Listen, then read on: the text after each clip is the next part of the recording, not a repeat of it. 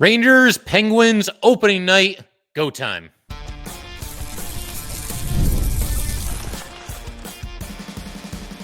You're Locked on the New York Rangers, your daily podcast on the New York Rangers.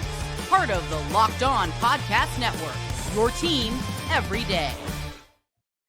Welcome back, Blueshirts fans, to episode number 1351 of the Locked On New York Rangers podcast. I'm your host, Jon Chik. Just want to thank you guys, as always, for making Locked On New York Rangers your first listen every day. We are free and available on all platforms, including YouTube, and we are, of course, part of the Locked On Podcast Network, your team every day. So some exciting news since we last talked. Of course, Locked On NHL podcasts, including this one, are all going down to 3 episodes per week for the next 6 weeks, and then it's back to 5 episodes. But it feels like it's been a while since we've talked, and we did get the breaking news in that in-between time there that the Rangers are going to be part of the opening night festivities for the NHL this year. They will be playing host to the Pittsburgh Penguins on Tuesday, October 7th at 8 p.m. That is part of a triple header for the NHL for opening night. It's actually the second straight season that the Rangers are going to be opening the season against the Pittsburgh Penguins. The one difference, of course, being last year was in Pittsburgh. This year will be in Madison Square Garden. Honestly, once you see even just a little piece of the regular season schedule like this, it does make you look a little bit more forward to Ranger hockey. And I really mean that. And some of you might be a little bit skeptical. Some of you might still be saying, oh, I'm not going to watch the Rangers anymore. Yeah, you will. If you're listening to this podcast, if you're watching this podcast, you are planning on watching the Rangers this season. We're all in this together. Nobody's bailing out on Ranger hockey. I know this last season was obviously very challenging, but that's, I think, part of the reason why I'm that much more looking forward to opening night this year. We got a little bit more than 3 months to go between now and opening night. Or no, actually a little bit less than 3 months. So that's very, very exciting in its own right.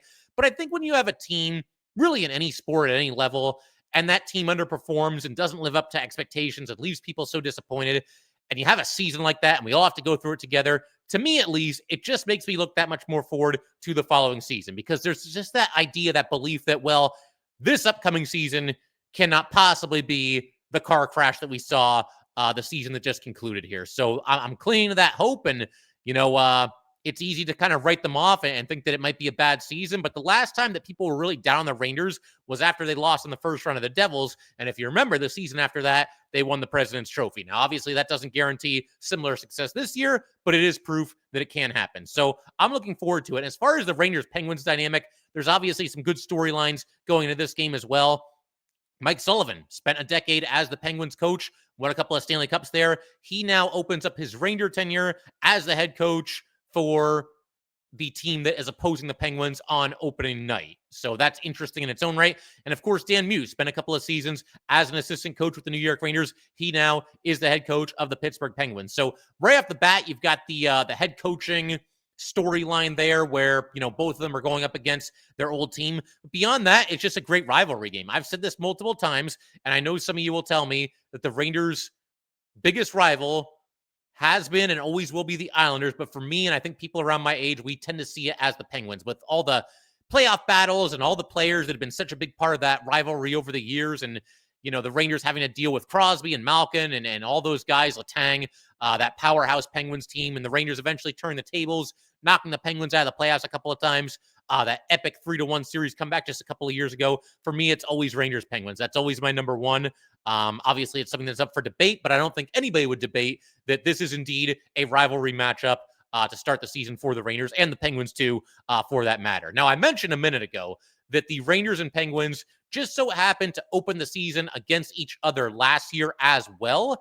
And if you guys remember, opening night went quite well for the Rangers. They squeaked by, got out of Pittsburgh just barely with a 6-0 blanking of the Penguins. Just an awesome way to start the season.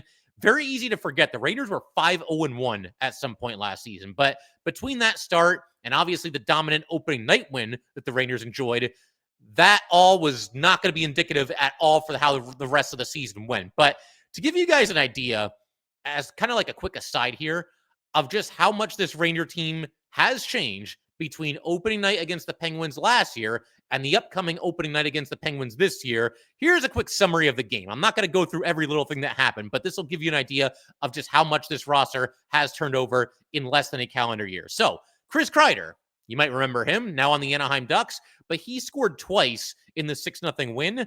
One was a shorthanded goal. On Kreider's first goal of the game, and this, if I'm not mistaken, made the score 3-0. Kreider's first goal, Jacob Trouba got the primary assist. Riley Smith got the secondary assist. Trouba and Smith did not even make it through the season with the Rangers, and Kreider did not make it through the offseason with the Rangers. All three of those players are gone. The first goal of the season was actually scored by Sam Carrick. Now, he's actually still here, but Jacob Trouba got the primary assist on that play, and as we know, he was traded, a month after this, a month and a half after this, whatever it was. Carrick scored on a deflection there, and Trouba ended up with 2 assists in the game. Philip Hedl, he scored a goal in this game as well, and he was part of the midseason trade with the Canucks that brought back JT Miller to the New York Rangers. And how's this for a stat in terms of just kind of explaining how much this roster has changed? 8 of the 20 players who dressed on opening night for the Rangers last season are no longer with the team. You've got Kreider, Kakko, Hedl, Riley Smith, Trouba, K'Andre Miller. We got rid of one Miller. We got another Miller. K'Andre Miller is gone. Victor Mancini and Zach Jones. All those guys are now gone. And Ryan Lindgren, he certainly would have been out there on the opening night roster in the lineup had he been healthy enough to do so. So quite the overturn in less than a calendar year. And in fact, the only 2 defensemen from opening night last year that are still with the Rangers this season are Adam Fox and Braden Schneider. Everybody else that opened the season on the blue line for the Rangers is, in fact, now playing elsewhere. But again, as far as the matchup goes, I think it's going to be a lot of fun. I think that's going to be a really good night for hockey. As I mentioned earlier, Rangers-Penguins on opening night, is part of a triple header. You're going to have Blackhawks at Panthers at 5 p.m., That's pretty early, but I think what they're doing here is trying to avoid overlap as much as possible and really hit the ground running with some intriguing matchups. As I said, the triple header. Blackhawks are not very good, but it's obviously a big market, and the Panthers are the defending champions, and whether you love them or hate them, decent chance I think that hockey fans are going to be tuning in for that game. Then you've got Penguins and Rangers. I mean, that's the main event for all of us. That's a great rivalry game, as I just mentioned. And then at 10:30, you've got the Avalanche at the Kings. So this is quite the opening for the NHL. And in some ways, I kind of just wish everybody would play and just throw everybody out there on opening night. But I think this is a good way to do it too. You'll get a lot of eyes on these games from, fans that might not have watched it otherwise. And, everybody else will play the next day or the day after that or whatever it might be. But very, very cool that the Rangers get to take part in the NHL's opening night and that they do so against a division rival in the Penguins. And while we're talking about the Rangers schedule, we did cover the preseason schedule bunch of episodes back. I don't know, maybe like 6 or 7 episodes ago, whenever the Ranger preseason schedule was announced. Not going to go through the whole thing now, but there will be 6 preseason games. The first of those 6 games will be at the Devils at 1 p.m. on Sunday, September 21st. So you can mark your calendar for that one as well. And it just so happens that that is the first NHL preseason game as well. There's a whole bunch of preseason games that day, but Rangers Devils has the earliest start time at 1 p.m. So very much looking forward to that as well. And as far as Rangers Penguins, I mean, we know that it's a rivalry and everything, but the other dynamic here that I find very interesting is that I feel like this is a very, very important season for both teams. Now, on one hand, you can say that about any team for any season, and I get that. But you look at the Penguins, I mean, they are very much at a crossroads. They've been at a crossroads for probably about at least 2 seasons now because they're in this situation with Crosby and Malkin and Letang. And what do? These guys won 3 Stanley Cups here. Do we do right by them and try to reload and go for one more? Or do we do the opposite and sell these guys off and trade them and look into, them looking to play somewhere else and kind of rebuild? And the part that's great about this, if you're a Ranger fan, is they are in a can't win situation because no matter what they do, it's going to upset their fans for sure. And on top of that, I don't know what the right answer is because, again, when you've got 3 guys that have been there as long as those 3 have, and they've won 3 Stanley Cups, and they've been in all these deep playoff runs and whatnot, and made all these all-star teams, et cetera, it's hard to just trade them and just sell them for pieces. But at the same time, if they don't do that, then they're missing an opportunity to kind of, start the next era of Penguin hockey, right? And that being the case, that's not good for them either. So they almost can't win. And as a Ranger fan, I can appreciate that for sure. And as far as the Rangers go, there's a lot going on here. I mean, got Artemi Panarin in the final season of his contract. That could truly go either way, whether he remains a Ranger past this season or not. The Mike Sullivan dynamic, can he come in and turn things around?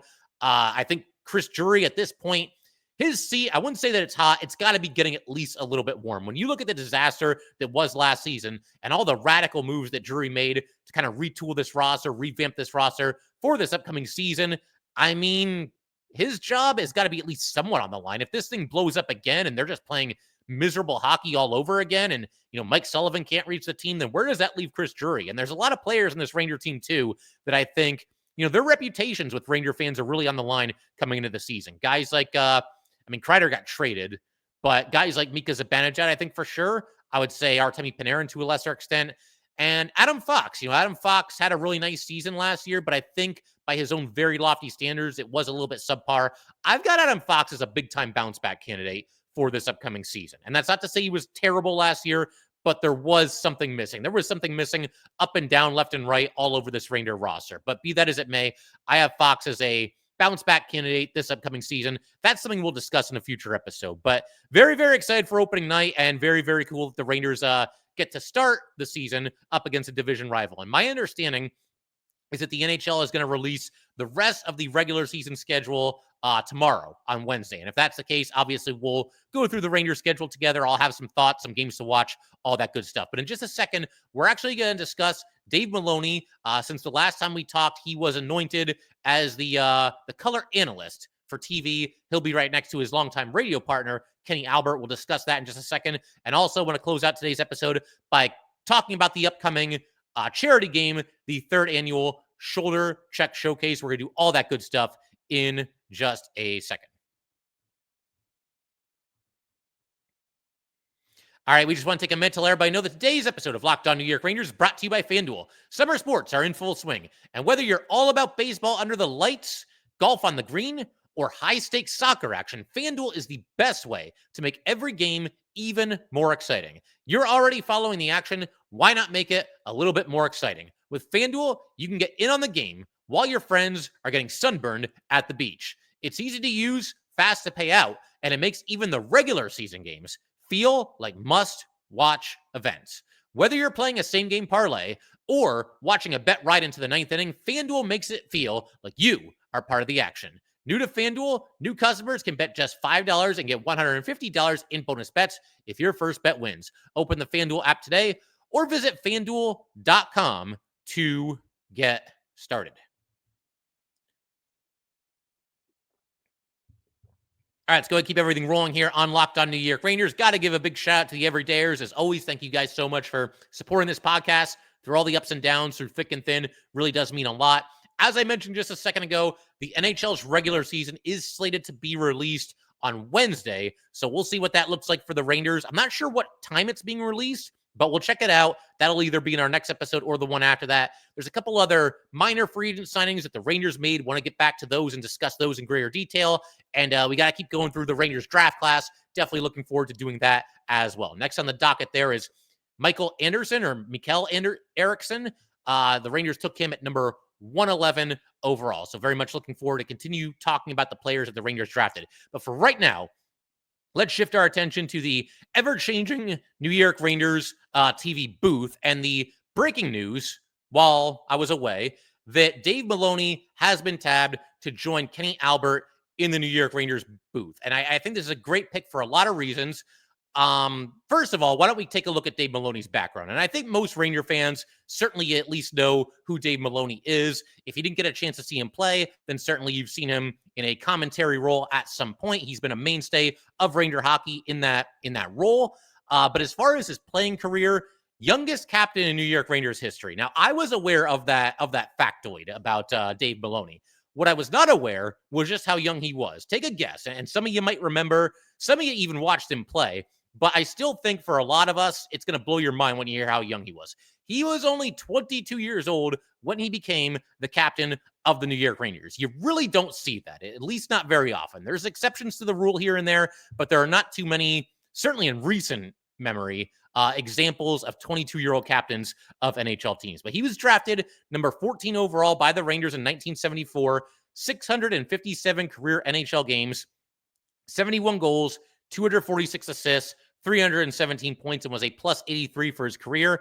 11 seasons with the Rangers, and then he played his final season in the NHL as a member of the Buffalo Sabres back in 1984 1985. And I found this interesting too. This is a book that I reference every once in a while.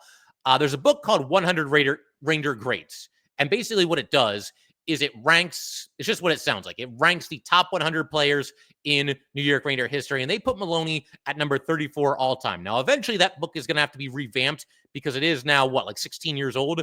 But I don't think Maloney's spot would change all that much. I mean, he is certainly an all-time Ranger great.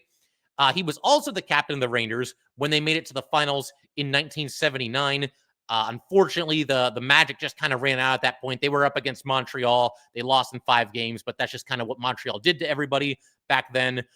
Here's an interesting fact, too. Since 1973, only 2 different players have captained the Rangers to the Stanley Cup final. Because if you remember, 2014, they didn't have a captain. They did, but they traded him. It was Ryan Callahan to the Tampa Bay Lightning in exchange for Marty St. Louis. So the only 2 players to captain the Rangers to the finals since 1973 are Dave Maloney and, of course, Mark Messier. But that's an interesting fact in its own right. And as far as, why I'm happy about this, why I'm excited to have him join the booth alongside Kenny Albert there is, first and foremost, he's somebody that is going to tell it like it is. He's not going to toe the company line and censor himself. At least I don't think he is. If you listen to him on the radio over the years, he certainly doesn't seem like the type that's going to do that. I mean, who's to say for sure? Maybe he'll have to tone it down for TV. Maybe they'll tell him to. Maybe he'll do it of his own volition. We will see. But the thing about Dave Maloney is he tells things like it is. He will call out the team when they're playing poorly. He will call out an individual player when he is playing poorly. And again, you can't go completely overboard because I assume most of these announcers like their job. But be that as it may, he is one that's not going to sugarcoat things. When it's bad, he'll say that it's bad. And I think that in its own right is probably music to the ears of a lot of Ranger fans. And that's not to say that like Sam and Joe never called out the Rangers for playing poorly, but there's got to be a certain level of accountability within this Ranger organization that really just did not exist last season. And if it starts in the booth, that's at least a start right there. So Maloney's going to be very honest. He's going to be very open about what he's seeing. And I think he'll continue to tell it like it is. And I think that's part of what makes him successful and what makes him, such an endearing member of the Rangers family. Secondly, you got instant credibility with the New York Ranger fans. Obviously, Maloney was a very popular player when he was on the Rangers. Hard-nosed, blue-collar guy, just a lunch pail kind of player. 1,154 career penalty minutes for Dave Maloney. Bona fide tough guy. And honestly, you look at the way this Ranger team played last year, they could have used a Dave Maloney or 2 in their lineup, or maybe 10. I mean, I don't know. But he was obviously somebody that brought it every night and was a very popular player while he was here for that reason. So there's obviously some familiarity there. And like I said earlier, even if you didn't get to see Maloney as a player, as I did not, he retired like a year before I was born. But even if you didn't get to see him as a player, you know who Dave Maloney is. You know he's one of the Ranger greats. You've seen him in some role, broadcasting or whatnot. And so there's instant credibility, instant familiarity there between Maloney and Ranger fans. Something else that I really like about this hiring is that he will have instant chemistry with Kenny Albert, his new partner, although he's not really his new partner because the 2 of them have been paired together on the radio for about 19 years. Now, there's times where for this game or that game, maybe somebody other than Kenny Albert is the play-by-play guy, or there might be somebody other than Maloney as the color guy. But for the most part, those have been the primary announcers on the radio for the Rangers over the last almost 2 decades here. So the 2 of them are very familiar together. They have great chemistry. And I don't think that moving from radio to TV is going to do anything to affect that. And on top of that, we could be looking at the next, long-term, very long-term pairing even of New York Ranger announcers. As we know, there hasn't been a whole lot of change as far as Ranger announcers over the years is concerned. We got 40 years with Sam Rosen as the play-by-play guy.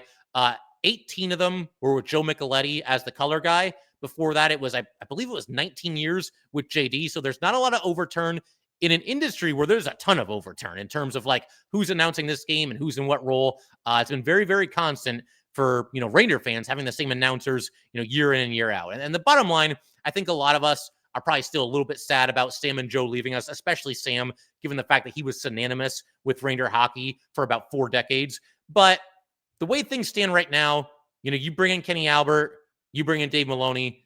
I think this is about as best as you could have hoped for. And there might be some dissenters. There might be some people that, aren't a fan of them, one or both of them, for one reason or another. Or maybe there's just people that would have preferred somebody like Ryan Callahan or Brian Boyle. But for me, if you're asking for my pick, if I got to hand select the next two people to replace Sam and Joe, these are the two that I would have gone with for all the reasons that I just mentioned. But I'm curious to see what you guys think as well. If you have an opinion on this pairing, specifically Maloney, because that's kind of the new news, but, Kenny Albert, Dave Maloney in general, replacing Sam and Joe this upcoming season, I would love to hear it. Go ahead and feel free to email me or, leave it in the YouTube comment section, whatever it might be. Curious to see everybody's take on this. But in just a second, we're going to shift gears again. We're going to wrap up today's episode of Locked On New York Rangers by talking about the upcoming third annual Shoulder Check Showcase. It really is a wonderful event that takes place in Stamford, Connecticut. And if you have the chance to attend, I highly recommend doing so. I'm going to explain why in just a second. All right, we just want to take a minute to let everybody know that today's episode of Locked On New York Rangers is brought to you by Indeed. You just realized your business needed to hire somebody yesterday. How can you find amazing candidates fast? Easy. Just use Indeed. When it comes to hiring, Indeed is all you need. Stop struggling to get your job post seen on other sites. Indeed's sponsored jobs put your post at the top of the page and help you reach the right candidates faster. We've all been in that spot where you need to hire somebody like yesterday. The pressure's on, and every day without the right person is a setback. That's exactly when Indeed's sponsored jobs come in handy. They make sure your post is seen by the right candidates right now. Now, you can speed up your hiring process with a $75 sponsored job credit. Just go to Indeed.com/lockedon right now and support our show by saying you heard about Indeed on this podcast. Terms and conditions apply. Hiring, Indeed is all you need. All right, let's go ahead and wrap up today's episode of Locked On New York Rangers by talking about something that's, I think, become very near and dear to the hearts of a lot of Ranger fans who have attended this in recent years here. This is going to be the third annual Shoulder Check Showcase. Really is a wonderful event. Going to talk a little bit about it now. So it's held in Stamford, Connecticut every summer at Terry Connor's rink. This year, it is scheduled for next Thursday, July 24th. So 9 days from today, as of this recording, it's almost a guarantee that it's going to sell out. So if you haven't gotten tickets yet and you're interested in going, again, I do very highly recommend it. It features prominent professional hockey players, also some special guests as well. And we'll get into the roll call in just a second. But I wanted to start here by talking a little bit about the event itself and what it's for and what it means and all that good stuff. So this is an event, again, the Shoulder Check Showcase, that was created in honor of the late Hayden Thorson. Hayden was a hockey player from Darien, Connecticut. He was a goalie, and sadly, he tragically took his own life at the age of 16 in May of 2022. He was seen as somebody that was everybody's friend, somebody who was very, very easy to talk to, very approachable, just an all-around great kid. You have high school and you have people that are in this group and you have people that are in that group. And I'm sure we've all experienced that to some degree at one point or another, in our lives, certainly in high school when that's, the whole world. But by all accounts, this kid, and I never met him personally, but Hayden Thorson was somebody that went out of his way to be there for everybody, make sure he was everybody's friend. And, obviously left us far, far too soon and far, far too young. But the HT40 Foundation is something that was created in Hayden Thorson's honor. HT, being the initials, obviously, for Hayden Thorson. And then 40 is part of the name because that was the number that he wore while he played hockey, back when he was a goalie. And one of the biggest things that this, foundation does is, again, the Shoulder Check Showcase. That's a charity hockey game that is this upcoming Thursday. The message is on the HT40 website. It says, the HT40 Foundation exists to do nothing more than what one young man did himself, bring people together with kindness and compassion, leaving no one left apart. And then it goes on later on the website to say, our mission is to build a culture of mutual support and encouragement, one peer group at a time. Because so many of us, for so many reasons, could use a pat on the back reminding us we are not alone. And again, that website, if you want to check it out for yourself, if you want to make a donation, if you find out more about the foundation and or the Shoulder Check Showcase, ht40.org. Again, ht40.org. And this will be my third time attending. I've gone to each of the previous 2 Shoulder Check showcases, planning on being back there again this upcoming year. So if you happen to attend, definitely feel free to, come and say hi. We'll talk some Ranger hockey and just enjoy the night. I'll definitely be around. But again, do act quickly because it's a tinier rink and it does sell out every year. I believe the first 2 were sellouts. They certainly looked like sellouts. But here's a roll call of the players that are going to participate at this year's Shoulder Check Showcase. And there's some big names here, New York Rangers and otherwise. We'll start with our very own New York Rangers because why not? So representing the Rangers this year, we've got Adam Fox, Matt Rempe, Brett Berard, Gabe Perreault, and Drew Fortescue. And Fox has been at all 3, if I'm not mistaken. Rempe was definitely there last year. I don't remember if he was there the year before that. Rempe was amazing, man, because there's this, the way the players go into the arena, and you can't even really call it arena. It's a hockey rink. It's a very humble high school hockey rink. It's a nice rink, but that's what makes this such a unique event. You've got all these superstars from around the NHL and fans there, and they're all packed into this hockey rink that's typically used, for high school hockey. But it's a very cool thing. But I was talking about Matt Rempe just a minute ago. He was not going to leave the entrance to this rink until he made sure that every single fan that was there got a selfie with him and or an autograph, whatever they wanted. The way it works is the players, they arrive and they've got a pathway that's kind of set up for them and it's roped off on both sides.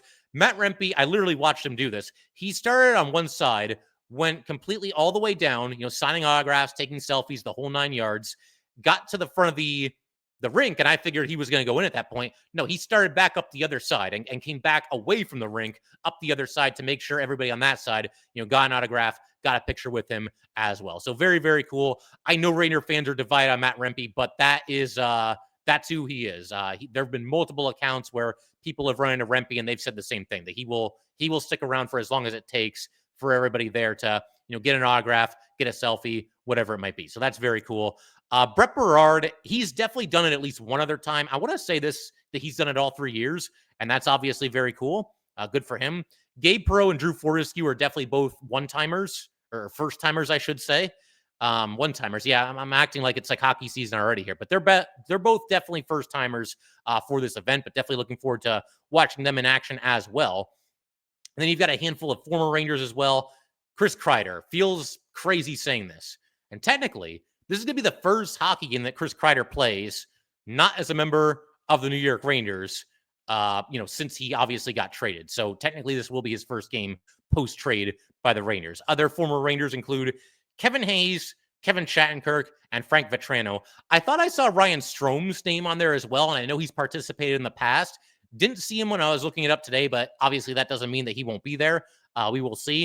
And you've got a whole bunch of other players as well. Trevor Zegras, Matty Beniers, Cutter Gauthier, Will Smith, Ryan Leonard, Pavel Dorofeyev, Sam Colangelo, Spencer Knight, Jake Ottinger. That's a big name, and that's going to be his first time there as well. Shane Pinto, Shane Gostisbehere, John Hayden, Mason McTavish, and Brett Pesce. A good amount of them participated in recent years as well, but there are some new names there as well.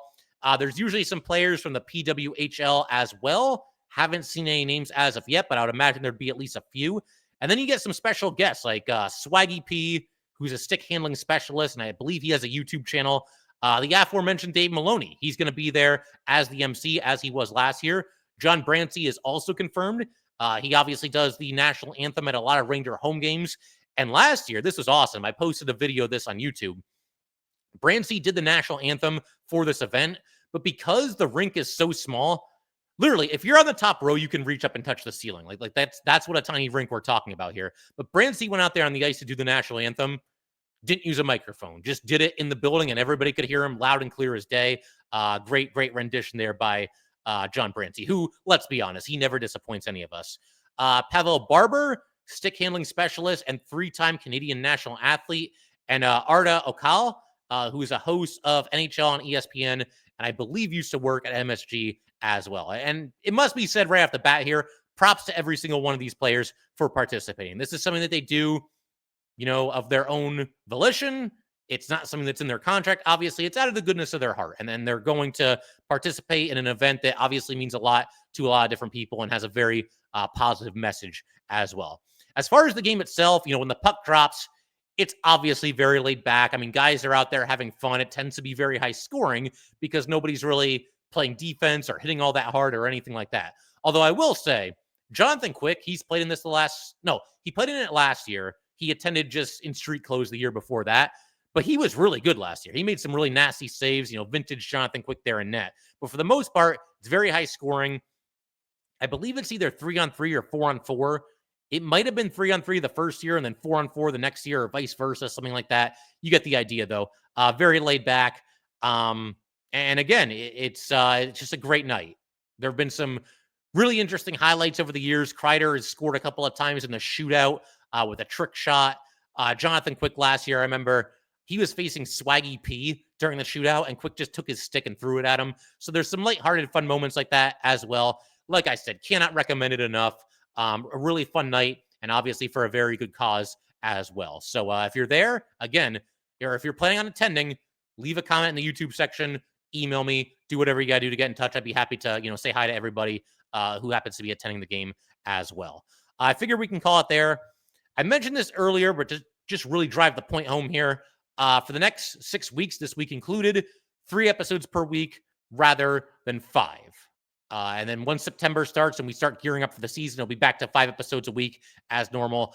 I don't rule out occasionally doing more than 3 episodes, even during this 6-week period here, but we'll see. We'll play it by ear. But we'll call it there. If you guys would like to get in touch with this podcast, please send an email to lockedonnyrangers@gmail.com. Once again, that is lockedonnyrangers@gmail.com. Definitely give us a follow on Twitter as well, @JChik17. Once again, @JCHIK17. And definitely subscribe to Locked On New York Rangers YouTube channel. Thanks again, guys. I will see you next time.